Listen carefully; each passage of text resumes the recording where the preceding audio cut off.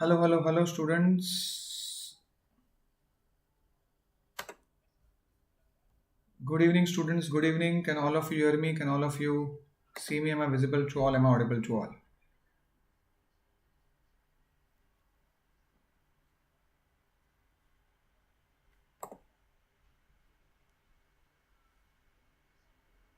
Hello. Can I get a confirmation?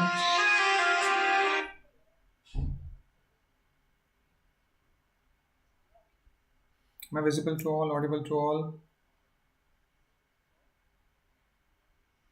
Yes, I think. Am I visible to all? Audible to all? Yes, from where we are streaming, there'll be a lag of just some time. Yes, so I think. Am I visible to all? Audible to all? Yes, from where we are streaming, there'll be a lag of just some time. Yes, so I think.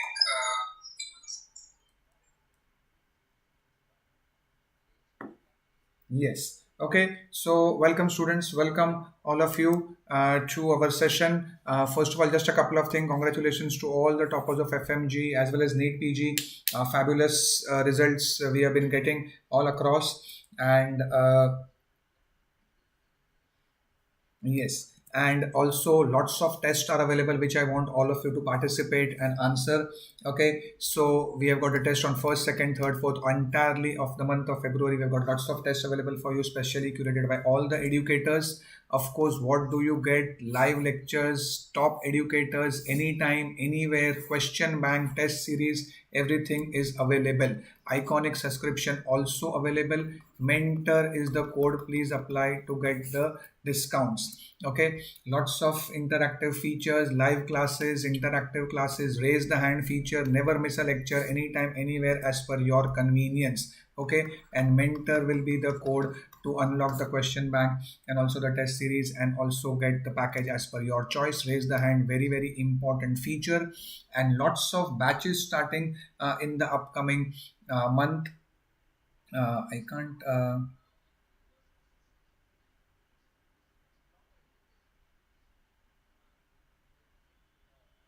Yeah. Okay. So this is the subject wise batch which is starting for the next year. For the 1 year entire, it will be a slow batch where also I'll be the part of it. High yield NEET PG batch starting the next February month, and also for FMG batches and ultra fast NEET PG batches. All these batches are starting. So all of you can be part of this batch, and all of you can take the subscription as per your choice of 2 months, 6 months, 18 months, 24 months with the mentor as the code. Okay, so with this we start. Today is our session which we are going to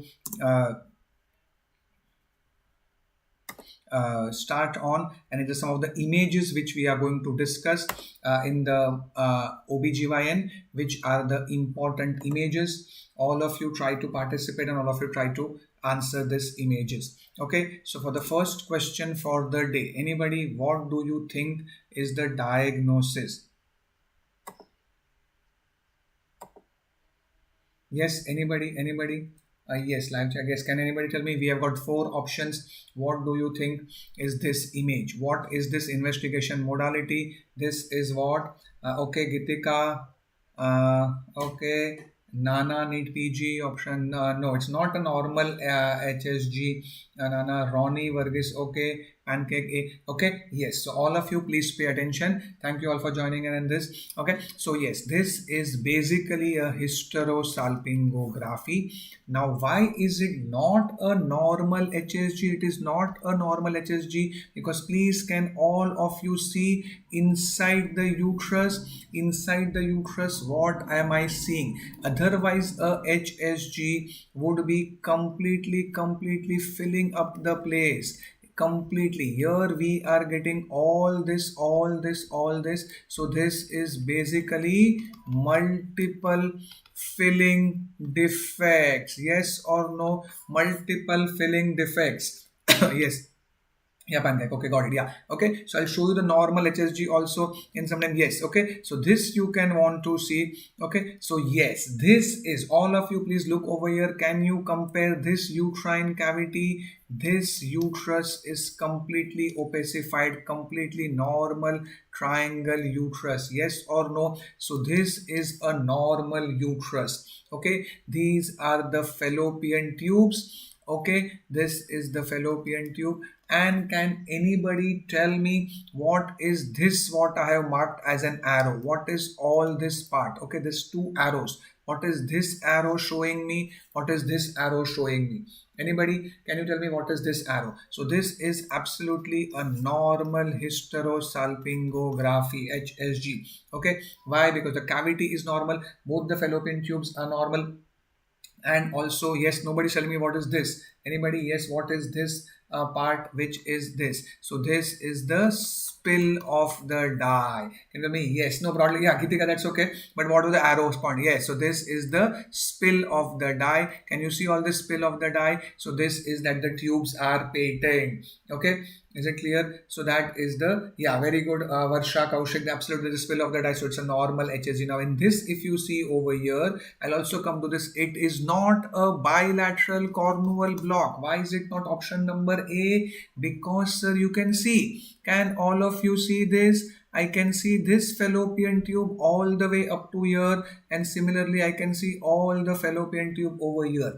What will be the image in the cornual block? Only the triangle uterus will be seen. Yes or no? Is it absolutely clear to all of you? So when only the triangle uterus is seen and the fallopian tubes are not seen, then I can call it as a cornual block. Is it understood to all of you? Bicornuate uterus, again you will see two horns. Yes or no? You will see one horn and you will see two horns. And difficult to differentiate a septate uterus and a bicornuate uterus. But yes, so that again two horns, a single. And this is absolutely correct. Multiple filling defect, which is Asherman syndrome, very likely to be suggestive of. By the way, subserosal fibroid is outside the uterus. It is not going to be seen on my HSG. Subserosal fibroid can be picked up on laparoscopy or on ultrasonography. Yes, a submucosal fibroid we may be able to see, which is as a filling defect. Okay, so if you see a filling defect inside the cavity, yes, this could be my submucosal fibroid, okay, or a polyp. So but this is all of you solitary filling defect. Please understand the difference. Can you appreciate this? This is a solitary filling defect, and this what we see is a multiple filling defect. Can all of you appreciate the multiple filling defect? These are your intrauterine adhesions. So that is the Asherman syndrome. Yes or no? Can we proceed further? Yes. Now tell me, all of you, please tell me, what is this? Again, HSG. We have shown you a normal HSG. Please see what is this image. All of you answer and tell me this. Okay. Is this a normal HSG, bilateral cornual block, left cornu, right cornu, right thumb? Yes, anybody, what do you think is this image? Okay, Anjali Reddy, okay, saying option D. D, yes, absolutely correct. All of you always look at the left and the right. This is the right side, and you can very well say that the left, okay, so cavity is normal. I am marking normal in the cavity. Can all of you see this nice tube? Yes, we can see the nice tube, and I can see the spill of the dye. So definitely the left-sided fallopian tube is normal, but the right tube is not seen only. Can you see? Can you see anything over here? No. Is it clear to all of you? So this is basically we are not seeing the right tube at all, and therefore yes, okay, so this is a right-sided cornual block and a left-sided normal fallopian tube. Is this understood? Yeah, beta Shyam Bhandwale, beta, see, you are making a mistake in the right and the left. Okay, so that's how you make a mistake in the exam. So here clearly the marking left is given to you. So this is right. Okay, this is exactly ulta. It's not a left cornual block and a right normal tube. Yes, so just don't make a simple mistake, like a silly mistake which you make during the exam. Okay, it's of course not a normal HSG. And bilateral cornual block, even this tube will not be seen. And anybody, fimbrial block, what will you see in fimbrial block? Anybody? Fimbrial block will be what? That sir, the uterus will be seen as a triangle. Both the tube would be seen, okay, if it's a bilateral fimbrial block, but there will be no spill. Is this understood? Yes, very good, Anjali. So there'll be no spill here also, no spill here also, and indirectly remember always the femoral block, because then the tube will get distended. So what it will cause anybody, it will cause the tube, no spill, perfectly correct. Most of the time it's a femoral block, the collections are going to get pent up, and what will this call as? Yes, no spill at the femoral, Varsha, correct. Then the tube will become dilated because the collection will be there. So what it will be? Hydrosalpinx. Okay, is it understood? So hydrosalpinx most of the time. Okay, so hydrosalpinx would be seen in most of the times with the femoral block. Is understood to all of you? Yes. Moving ahead, can all of you now tell me what is this? Yes, anybody? What is this? This is an image which all of you, A, B, C, D, E. Again, 5 options. What is this? Again, very, very important MCQ likely for this year's NEET PG, very likely to be coming in this year's exam. B, no, Ronnie Varghese, Varsha Kaushik, okay, D, okay, B, D, C, okay. So please pay attention, all of you. First of all, can you tell me this image, what you are seeing? Is this a hysteroscopy view or a laparoscopy view? This image, what you are seeing, is it a hysteroscopy or is it a laparoscopy?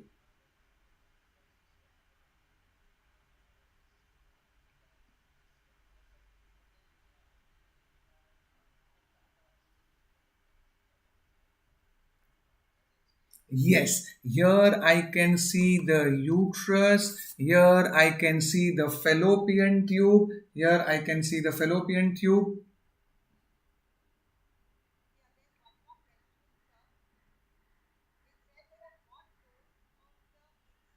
Yeah, okay. So please pay attention. This is the uterus. This is the fallopian tube. You can see all the omentum fat. So this is the laparoscopy view. Are all of you understanding this? This is a laparoscopy view and this is not a hysteroscopy view.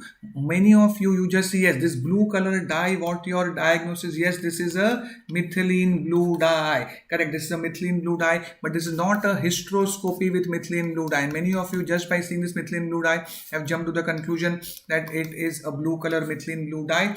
But no, this is not.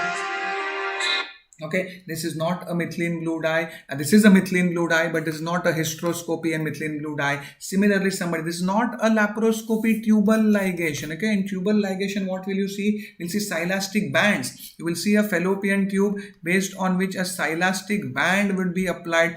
That is how you get a laparoscopic tubal ligation. This is laparoscopy chromopertubation. Anybody, what is this test done for? This test is done for tubal patency. Is understood to all of you? Moment you see, please remember students, moment we see the uterus, moment we see the fallopian tube, moment you see the ovary, it has to be only a laparoscopy view. You are putting a telescope into the abdomen. It cannot be a hysteroscopy. Hysteroscopy, you are entering into a cavity. Hysteroscopy, you put in a telescope through the cervix. Hysteroscopy, I will only see the cornuvolent of the fallopian tube and only the uterine cavity will be seen. Is this understood to all of you?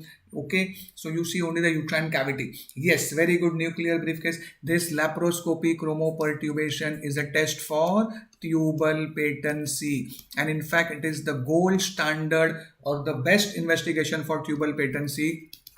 It is, however, not done first because it's a surgery. So complication of surgery, complication of anesthesia may be there. It's a test for tubal patency. Very well rightly said. Okay, so moment you see the uterus and the whole of pelvic area you see, please understand this is a laparoscopy view. Don't get confused. Okay, and sonosalpingography is my sonography. It's a saline infusion sonography, which is you put in a catheter and you put a saline into the cervix and through the catheter and you see the tubal patency. That's your sonography. Okay, so laparoscopy, yes, and this is the methylene blue dye. So laparoscopy and methylene blue dye and laparoscopy chromopertubation means the same thing. Is this understood to all of you? So whether it's a laparoscopy laparoscopy chromopertubation or laparoscopy methylene blue, both mean the same thing. Okay, yes, and remember hysteroscopy के साथ कभी भी methylene blue नहीं होता है. Hysteroscopy, there is no role of methylene blue with hysteroscopy. Yes, all of you. Yes, this is a very simple. All of you should tell me this. What condition do we see this, and what is the typical description given to this? Anybody? This will be seen with what? So anybody, what is this? Anybody? Yes, can you give me the description? Very good, all of you. Excellent, all of you. This is what? I want the description to this. Okay, so this is the cervix, of course. And what do we see from? Yes, this is a strawberry cervix. Okay, very good. Anishi Agarwal and all of you, very good. Yeah, Ronnie Varghese, yes, this is, yes, Pooja. So this is a strawberry cervix, basically punctate, multiple hemorrhages, all of you can see. Okay, so these are the, this is classical of trichomoniasis. Anybody also, can you tell me what is the drug of choice for this condition? What is the drug of choice for trichomoniasis? What's the drug of choice for this condition? Very good, very good. Metronidazole is the drug of choice, and the important point we should treat. It's one of the sexually transmitted to treat both partners. Okay, both partners need to be treated. Is this understood to all of you? So both partners you need to treat. Keep that point in mind. Nothing more to discuss, and you get a greenish yellow discharge. Okay, greenish yellow discharge is what you see with this condition. Okay, with trichomoniasis. Yes, very important. Again, likely question for this year's exam. What do you think is this? Okay.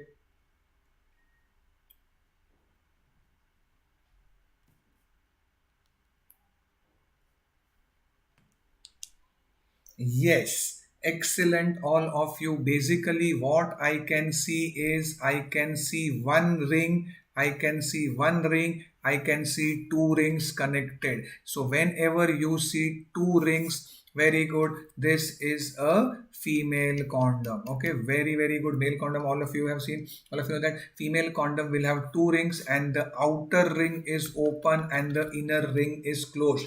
And female condom covers the whole length of the vagina. Okay, so this is the vagina. The male partner introduces the penis from here. Intercourse takes place in the cavity of the condom, and ejaculation takes place here. So the further entry of the sperms is prevented. So when we see two rings, outer inner ring, and we have one end open, one end closed, that is the female condom. Anybody, can you tell me what is the difference in the, what is the difference in the location? What is the difference between female condom and a diaphragm? Female condom and a diaphragm, how is the location different? Anybody?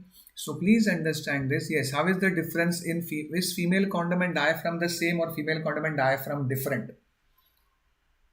So female condom and diaphragm, the difference is that female condom covers the whole length of the vagina, and then here is the uterus, and here is the cervix, and here is where we place the diaphragm. Is this understood to all of you? So the difference is, instead of the female condom will cover the whole length of the vagina, the diaphragm will only cover the cervical opening. Is this understood? Yes, very good. And can anybody also tell me the failure rates? Because that is important. Can anybody tell me the failure rates of all?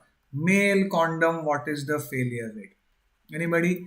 Female condom, what is the failure rate? And diaphragm, what is the failure rate? Anybody?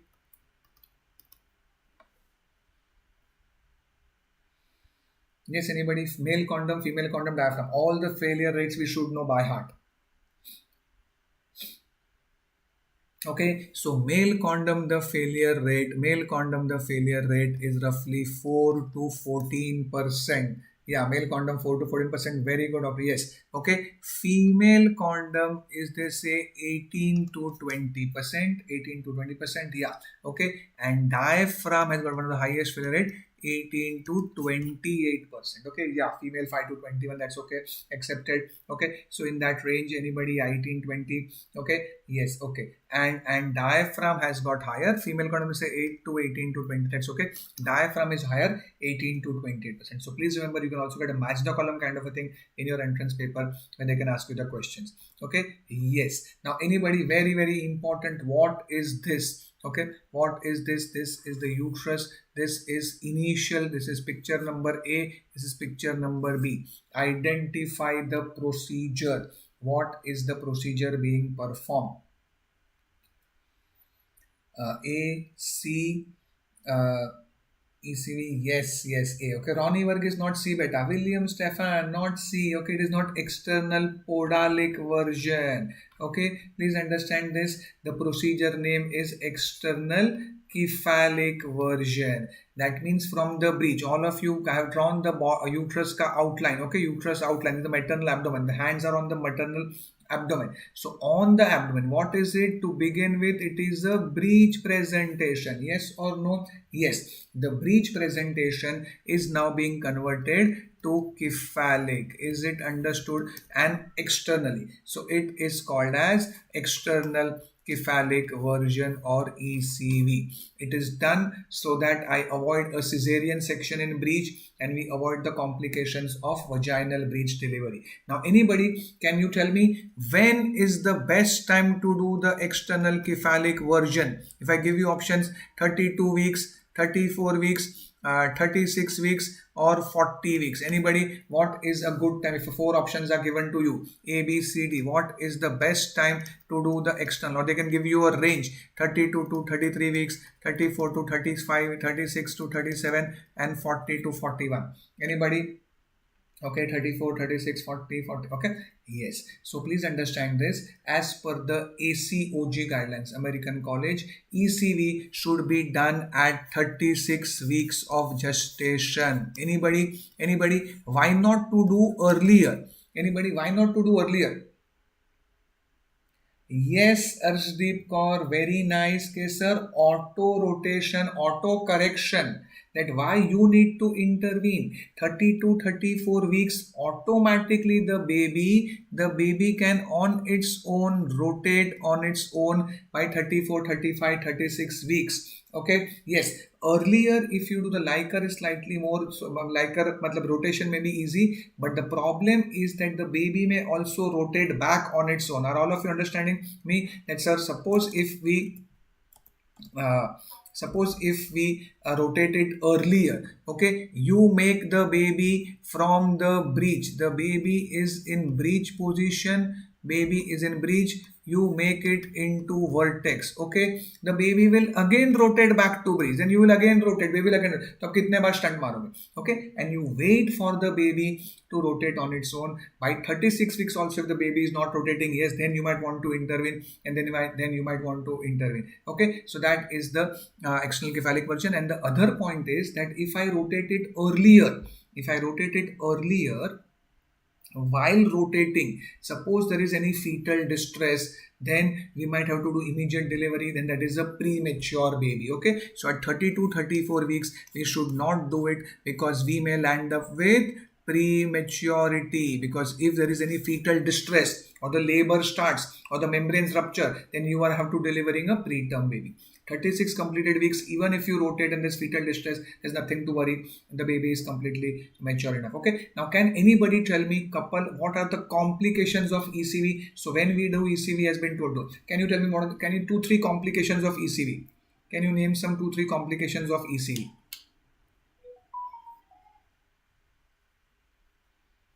What do you think are the complications of ECV?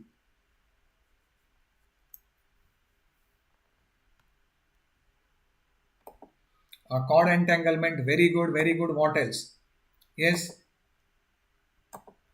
Yes, very good. Okay, so fetal distress can happen. Very good. There could be fetal distress. Okay, there could be fetal distress. Very good. Cord can get entanglement. If you apply, so even abruption, the placenta can even separate it out. Okay, yes, membranes can rupture, and even the PROM can happen. So these are mainly fetal distress, cord entanglement, abruption, excessive force trauma, very rarely rupture uterus, amniotic fluid embolism, all this, labor can start PR. Okay. And can you tell me 2-3 conditions where external cephalic version is contraindicated? Which patients I will not do external cephalic version? IUFD, okay. Yes, that's okay because there's no point rotating the baby. What else? But couple of things. Okay. Which conditions? I will not rotate. Yes, Arshdeep, very good. If the like a severe oligo is there, or if even severe poly, lot of less liker, lot of liker. Transverse line, no, beta, you can do. Okay. Anjali, transverse line, you can try a version. बेटा breech के लिए तो करते हैं Manikandan breech we do I am asking you contraindications for external cephalic version. Which conditions? Okay, very good. Okay, so main twin pregnancy, there are 2 babies, twin gestation, I don't do external cephalic version. Severe oligo, severe poly, very good. Severe preeclampsia because there are more chance of abruption. Okay, so all understood. And also active labor, if there are strong contractions, active labor has already started, then again we should not do. If already all the liquor has drained out and then there is this then also Varsha, I'll answer that question in a minute. Okay, so PR, if already the membranes have ruptured like us drained out, again then we don't do the external cephalic version. And lastly, all of you look on the board, all of you please look on the board. Suppose I have a baby and there is already placenta previa. Then what am I going to do for placenta previa? Anybody? For placenta previa, what is done? Anybody? Sir, anyway for placenta previa, I am going to do cesarean section. Yes or no? So whether the baby is in vertex or the baby is in breech, will it matter to me? Yes, it does not matter to me. Okay, so sir, anyway when we are going to do a cesarean section, why rotate the baby and why unnecessarily do a stunt and try for complication? So remember this one simple, sir, whatever reason, if LSCS is already decided that sir I'm going to do LSCS because it is previous to LSCS, previous 3, what all we discuss in our classes, okay, like placenta previa, contracted pelvis. So we are anyway going to do cesarean section. Then don't rotate the baby. Okay. Yes. Somebody said about the Varsha Kaushik. Please understand this. Yes. Internal podalic version. Again, we should avoid. There are lots of complication. Internal podalic version. We are putting the hand inside the uterus and then rotating the baby. Okay. So there is lots of complication of internal podalic version. There is a risk of rupture uterus. What was done? All of you please pay attention. Internal podalic version is a transverse lie. Okay, in transverse lie, we put the hand inside the uterus. I catch hold of the baby's lower limb and then rotate the baby and convert it to breech. This goes here and then I follow it with breech extraction. So internal podalic version and then you do a breech extraction. This should never ever be done in modern day obstetrics because when you put your hand inside and rotate the baby, all this lateral wall, very high risk of rupture uterus. Is this understood to all of you? There is a very high risk of rupture uterus and therefore internal podalic version is never to be done in modern day obstetrics. Yes, the only indication is that sir, suppose I have twin pregnancy, suppose I have 2 babies and one baby has already delivered out, first baby was vertex, okay, and it has delivered out and the second baby is in transverse lie, then you say, okay, why for one baby do a cesarean? So the only indication of internal podalic version in modern day obstetrics is second baby of twin in transverse lie, and that also just to avoid C-section, but that is very dangerous. Please understand, if you create complications, nobody is going to give you medal, you will have complications.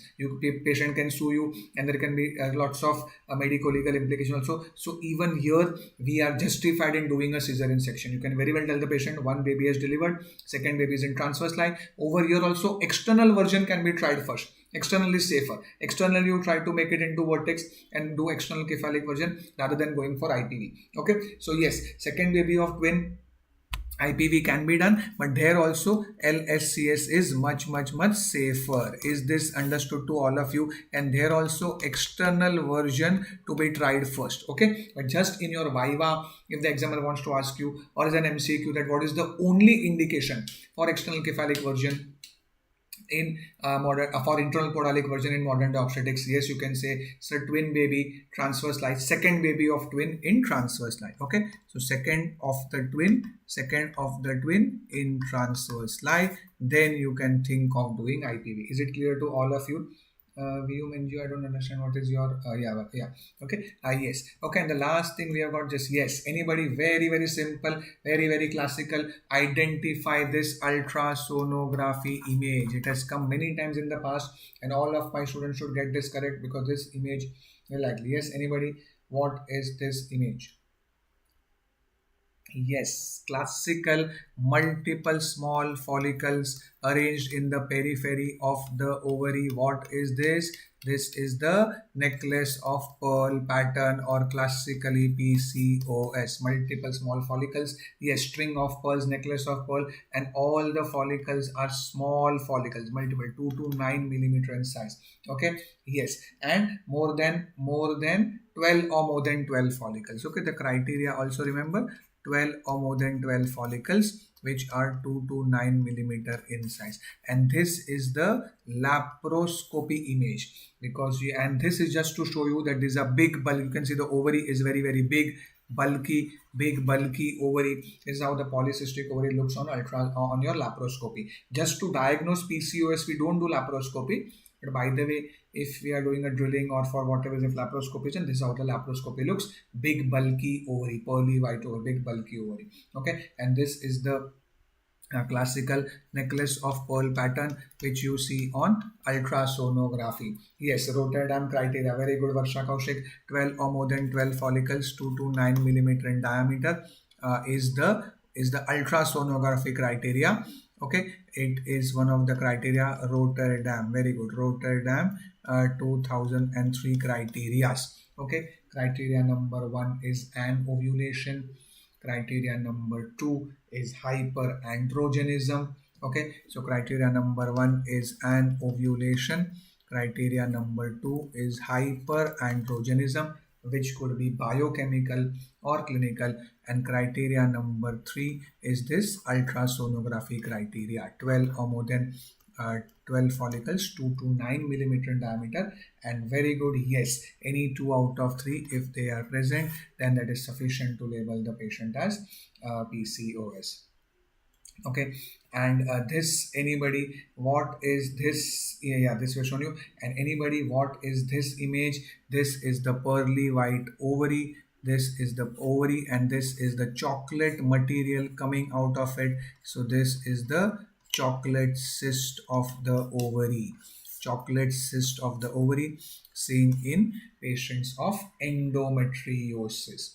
Okay, endometriosis. Similarly, lots of adhesions can be seen, and you can see a bluish nodule over here also, which is a part of endometriosis. The details, yes, the details we discuss in the actual class about the various kinds of clinical findings, what you get, laparoscopy finding. And laparoscopy is the investigation of choice for endometriosis. Okay, is it understood to all of you? Yes, laparoscopy is an choice for endometriosis. So I hope all of you, that's our time. I hope all of you had a great time. Thank you for coming into this small session. Tomorrow morning, okay, all of you can log in tomorrow morning on Unacademy platform. We are having a special class, completely free class. Okay, 9:15. Tomorrow is Sunday morning. Okay, Sunday morning, all of you, those who are there, Tony, Pooja, Varsha, all of you, Usmani. Okay, 9:15 a.m. to 10:15 a.m. Okay, mentor is the code to unlock the content, and all of you can please come in tomorrow morning 9:15 a.m. to 10:15 a.m. on the Unacademy platform. It's a special class, completely free for all of you tomorrow, Sunday morning. I hope all of you, Chinu, Nina, Varsha, Usman, Ronnie, William, Pooja, Ashish, I want all of you and all the other students, 45 who are there, Anishi, yeah, all of you can come in tomorrow morning at 9:15 to 10:15. We're going to discuss very important high yield MCQs for the upcoming NEET PG examination. Absolutely free, and I want all of you to be present tomorrow for a free session, which will be tomorrow. And mentor is the code to unlock the content and go for the subscription as per your requirement. Bye bye. Thank you very much. Best of luck, and see you tomorrow, Sunday morning. Tomorrow, 30th of January. Okay, tomorrow 30th Jan morning 9:15 a.m. Okay. Yes. Thank you very much, and see you soon tomorrow.